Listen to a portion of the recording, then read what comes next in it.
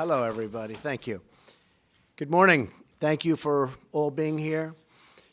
Before beginning today, I'd like to take a moment to again send our thoughts and prayers to my friend and the friend of most of us in this room, Steve Scalise, and his great family as he continues his very brave fight.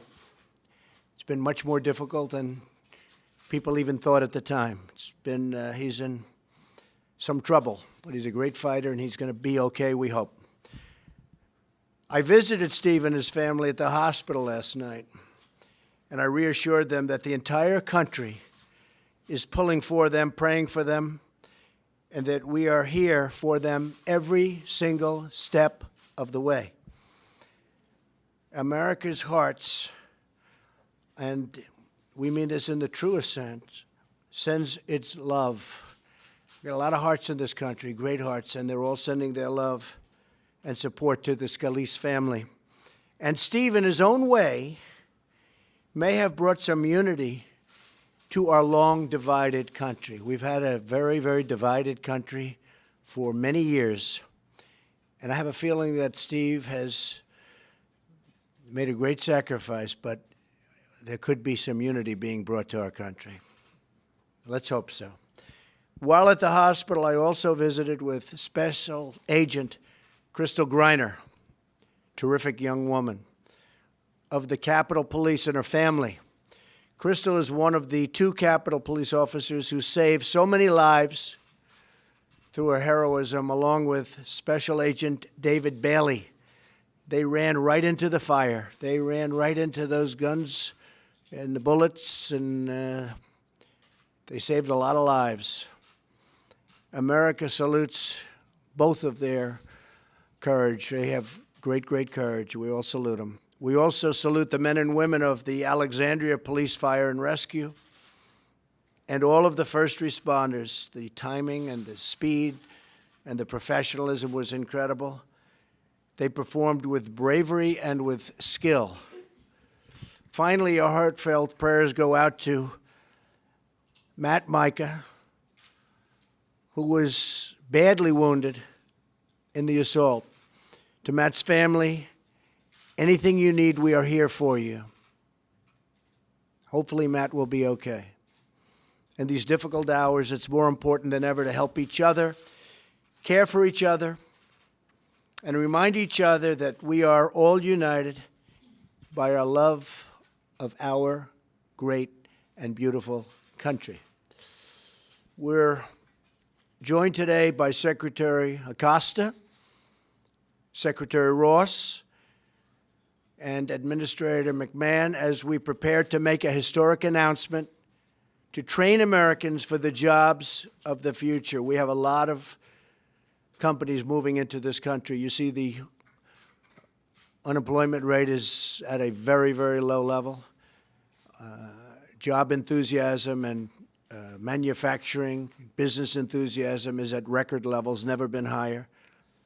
And a lot of good numbers are coming out, including almost $4 trillion in gain to the stock markets. And since the election, $4 trillion. We just signed a big deal yesterday for hundreds of millions of dollars worth of equipment and military equipment going to be made in this country, in our country, for other countries. We've got it going.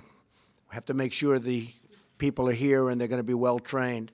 So I want to thank my daughter Ivanka and her leadership. She has worked so hard on this.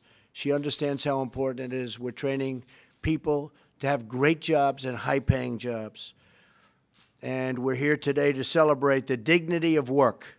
It's really a good term, dignity of work, and the greatness of the American worker, which I've been celebrating for a long time. Probably wouldn't be here if it weren't for the American worker. And the American worker sees what's happening in Michigan and in Ohio and in a lot of places that we've had a huge impact on just in a short period of time that I've been here and this administration has been involved. We have a lot of companies moving in. A lot of plants are going to be built. A lot of plants are being expanded. And big ones are going to be announced very soon. We're going to hear some very big names that I can't tell you about now, We want to get them signed on the dotted line. We don't want to talk too quickly. It's called sign them on the dotted line, right? In just a few moments, I'll be signing an executive order to expand apprenticeships and vocational training to help all Americans find a rewarding career, earn a great living, and support themselves and their families, and love going to work in the morning. We will be removing federal restrictions that have prevented many different industries from creating apprenticeship programs.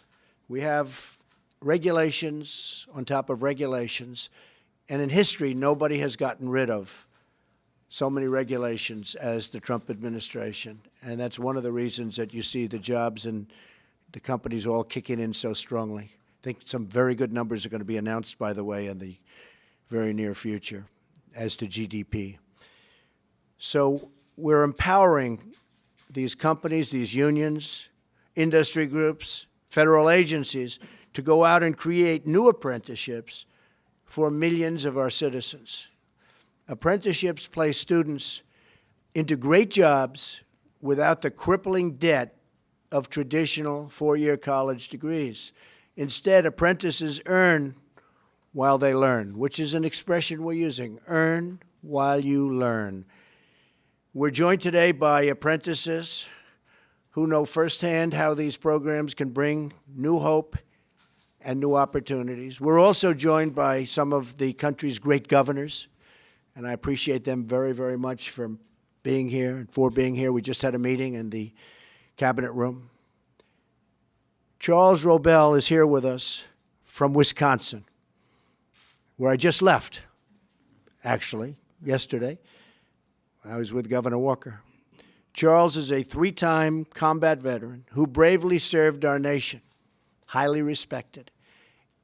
After Charles came back from the war, he, like so many other Americans, faced very tough economic times.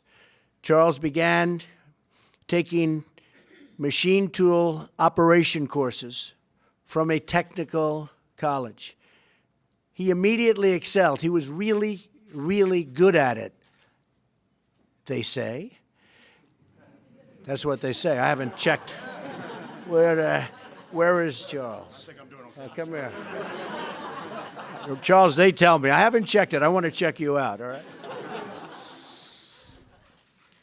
But he immediately excelled.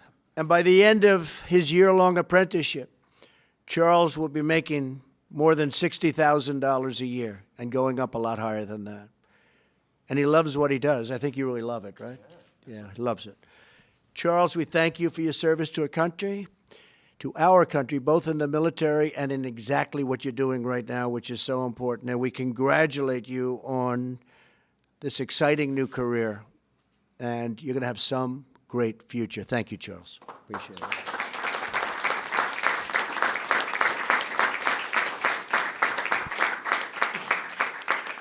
Each of the apprentices here today has their own story and their own dreams. That's what they are, dreams. Apprenticeships teach striving Americans the skills they need to operate incredible machines, and some of these machines are so intricate, so powerful, and really the word is they are incredible. This is not the old days. This is new and computerized and complicated, and you really have to know what you're doing. But they create amazing products. And to construct skyscrapers that touch the clouds, I mean, you look at the equipment today and just go back 10 years ago and 20 years ago, it's from a different world, from a different planet. It's incredible. I just met with the governors from many of the states to discuss how we can work with them to expand apprenticeships and the apprentice programs. I'm also delighted to be here with CEOs of major companies who support our apprenticeship initiatives. And we had a tremendous number of the biggest CEOs in the world here yesterday. And we talked about this also. And they're fully behind it, including our effort to help millions of talented young American women thrive and flourish in our economy. We are thrilled as well to have with us today Congressman Bobby Scott and Congresswoman Virginia Foxx, who care so deeply about this effort. All right? Thank you. Thank you very much. The strength of our nation will be determined by our ability to keep jobs in America. And we're going to keep them in America. You're not going to have companies fleeing like in the past. There's going to be a big price to pay for companies that want to leave, fire their workers, build a plant outside of this country, and think they're going to sell their product right back into the United States. Going to be a big price to pay. But we want to keep jobs in America, and we want to train people and hire American workers to fill those jobs. And that's exactly what we're doing, and we're really doing a job of it. And I just want to thank all of our secretaries and everybody involved in the process. Not only will our apprentices transform their lives, but they will also transform our lives in the truest sense. Today's apprentices will construct the roads and bridges that move our citizens.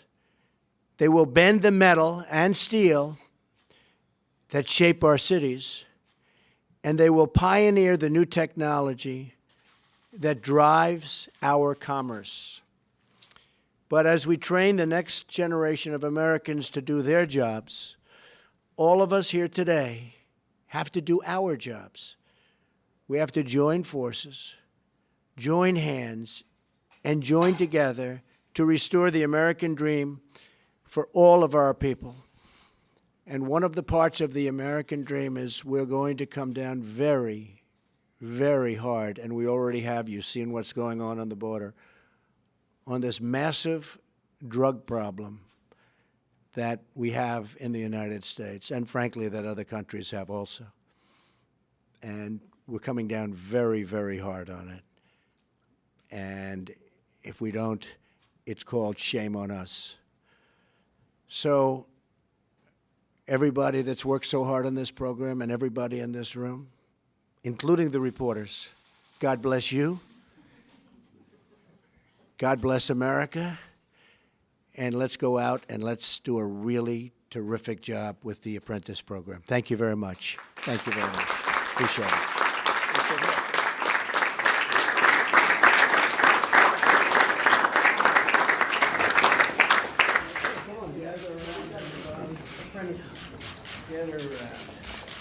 This is a big one.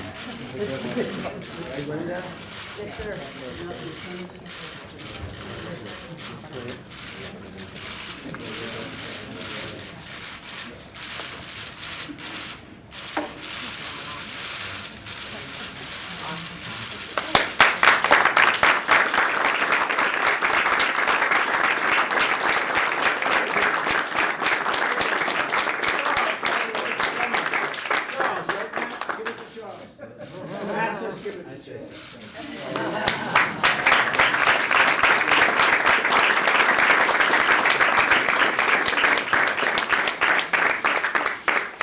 Thank you very much, everybody. Mr. President, do you believe that you are under investigation now? Great job. Mr. President, do you now believe